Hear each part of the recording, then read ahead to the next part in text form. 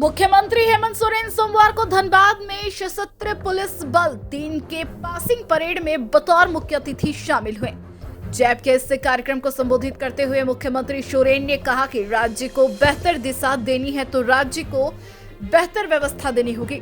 उन्होंने कहा कि जितने भी पुलिस लाइन और जैप मुख्यालयों का 2 साल में जीर्णोद्धार करेंगे वे राज्य की विधि व्यवस्था ठीक करने और महिला उत्पीड़न समाप्त करने के लिए नए जवान काम करेंगे। यहाँ मुख्यमंत्री हेमंत सोरेन ने प्रशिक्षित होने वाले जवानों से कहा कि यह प्रशिक्षण आपको चुनौतियों से लड़ने में काम देगा। काम के दौरान आपको तरह तरह की चुनौतियों से जूझना होगा। 2445 नए जवानों में 813 महिलाओं का होना राज्य के लिए शुभ संकेत है। उन्होंने कहा कि हम सही में महिला सशक्तिकरण की दिशा में आगे बढ़ रहे हैं। सीएम ने कहा कि महिलाओं की भागीदारी सिर्फ पुलिस फोर्स में ही नहीं बल्कि सभी क्षेत्रों में बढ़ी है। उन्होंने कहा कि महिलाओं की भागीदारी का बढ़ना राज्य और देश दोनों के लिए शुभ संकेत है। कहा कि प्रशिक्षण लेने वाले जवान राज्य की विधि व्यवस्था को ठीक करने और महिलाओं के खिलाफ होने वाले उत्पीड़न को समाप्त करने के लिए काम करेंगे। पहुंचाने के लिए ये शपथ होगी अपने राज्य के समग्र विकास की। वो कर्तव्य, वो निर्देश, वो मार्गदर्शन, वो संभावनाएं, आज का ये अवसर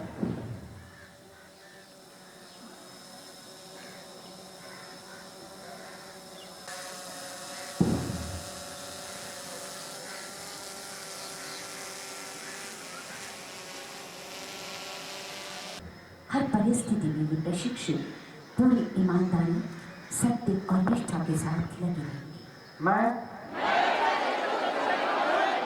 शपथ लेता हूं कि मुझे आचार नियमावली में पुलिसकर्मी के जो कर्तव्य और दायित्व हैं वो मुझे समझा दिए गए हैं और मैं उन्हें स्वीकार करता हूं।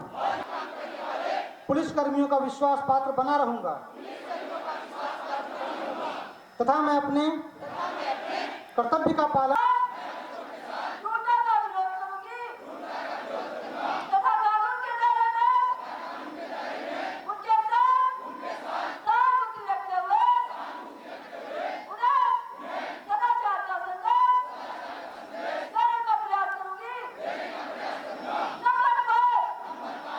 सहायता के हाथ धर्म, जाति और संप्रदाय जैसी भावनाओं से ऊपर उठकर बस हमें अपने राज्य की सेवा करनी है।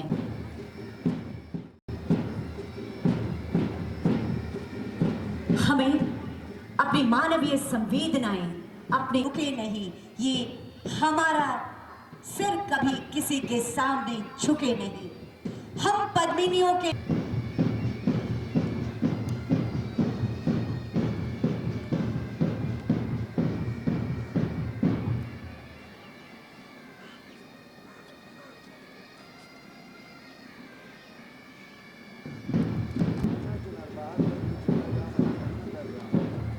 जैप 10 का ये बैंड मीठी धुन बिखेरता। भारत परेड कमांडर महिला आरक्षी 306, द्वितीय परेड कमांडर महिला आरक्षी 464 एंजल निकिता कुल्लू।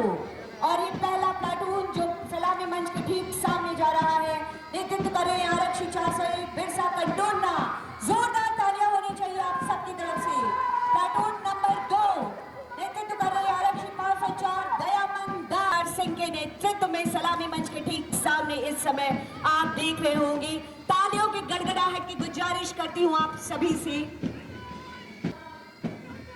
बेमिसाल प्लाटून नंबर 7 आरक्षी 198 अभिषेक कुमार सिंह के नेतृत्व में इस समय सलामी मंच के ठीक सामने से जाता हुआ प्लाटून नंबर 8 नेतृत्व कर रहे आरक्षी 500 सामने प्लाटून नंबर 11 और धीरे धीरे उनके ठीक पीछे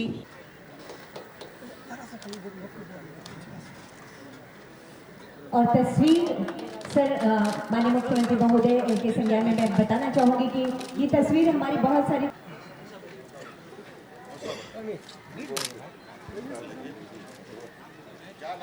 इको कंपनी का से आपको अपना रोल मॉडल बनाना है, अपना प्रेरणा स्रोत बनाना है और आपके पूरे व्यक्तित्व को सामने रखकर एक सुंदर तस्वीर बनी है आपके लिए। और देना चाहती हूँ हमारे वाहन आरक्षी तारा प्रसाद महतो के पुत्र हैं उमेश कुमार। और अगला आग्रह होगा एसपी गिरिडीह सर समादेश का। क्योंकि जिस क्षेत्र को आप संभालने जा रहे हैं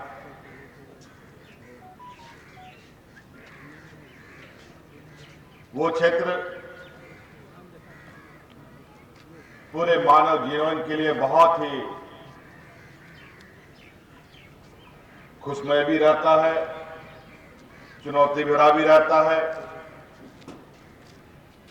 जोखिम भरा भी रहता है।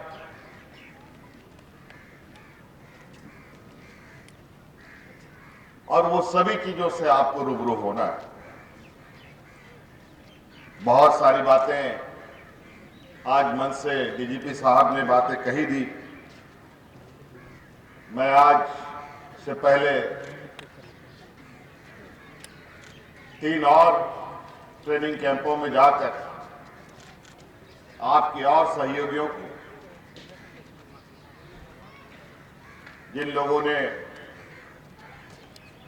ट्रेनिंग कंप्लीट कर ली थी,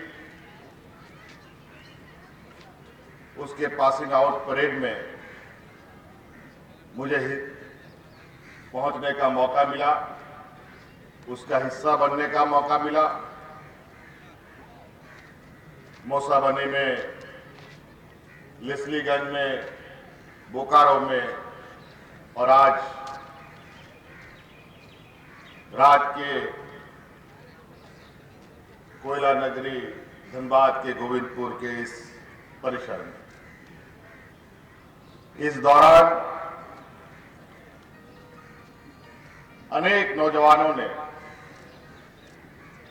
लगभग आप सब लोगों को मिलाकर 2445 आप लोग जवान तैयार हुए हैं। और ये खुशी की बात है, इन 2445 में 813 जो महिला टीम तैयार हुई है, ये निश्चित रूप से हमारे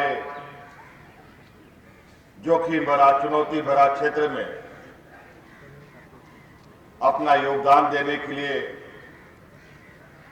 इतनी बड़ी संख्या महिलाओं की होने से महिला सशक्तिकरण की जो बातें हम करते हैं,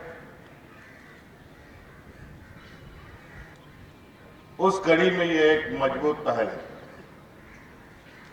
और निश्चित रूप से मुझे लगता है पुरुष के समान महिला भी अब कंधे से कंधे मिलाकर चलने के लिए पूरी तरीके से तैयार है। सिर्फ पुलिस फोर्स में ही नहीं, बल्कि अलग अलग जगहों पर भी महिला भागीदारी बड़ी तेजी से आगे बढ़ रही है। और निश्चित रूप से ये राज्य के लिए और देश के लिए एक बहुत ही सुखद संदेश है।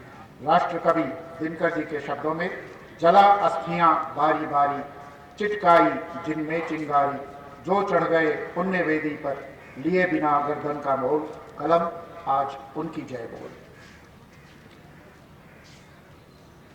अब मैं सब इसके उपरांत इस परेड में सम्मिलित सभी प्रशिक्षुओं को बधाई देता हूं। हम आज धनबाद जिला की धरती पर हैं।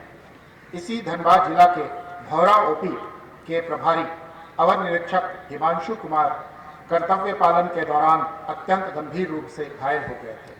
माननीय मुख्यमंत्री महोदय ने विशेष ध्यान देकर उन्हें विशेष एयर एम्बुलेंस विमान से दिल्ली भेजकर उनका इलाज कराया और उनकी जान बचाई। ये तो मात्र कुछ उदाहरण ही हैं। ऐसे कई और उदाहरण हैं जिनका उल्लेख अभी समय अभाव के कारण नहीं कर पा रहा हूं।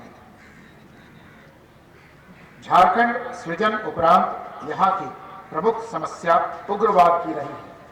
आज पुलिस का मनोबल ऊंचा है, जिसके फलस्वरूप गत 2 वर्षों में उग्रवाद के विरुद्ध लड़ाई में अभूतपूर्व सफलताएं मिली हैं। मैं उदाहरण के तौर पर कुछ बिंदु आपके सामने रखूंगा।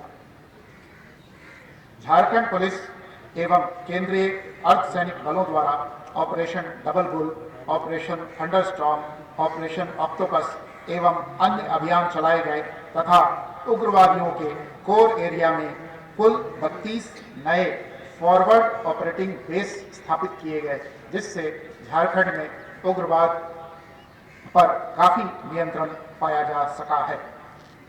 गत 2 वर्षों में कुल 859 नक्सलियों की गिरफ्तारियां हुई हैं, जिनमें महत्वपूर्ण गिरफ्तारियों को मैं आपके सामने रखता हूं।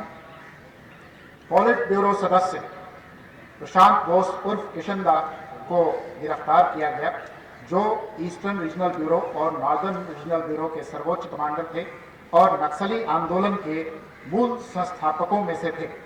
उनके ऊपर राज्य सरकार द्वारा 1 करोड़ रुपए का पुरस्कार घोषित था। उनके साथ ही central committee member Sheela Marandi को भी गिरफ्तार किया गया। स्पेशल एरिया कमेटी मेंबर स्तर के कुल 3 व्यक्तियों को, 3 उग्रवादियों को गिरफ्तार किया गया, जिनमें प्रत्येक पर 25 लाख रुपए की राशि घोषित थी।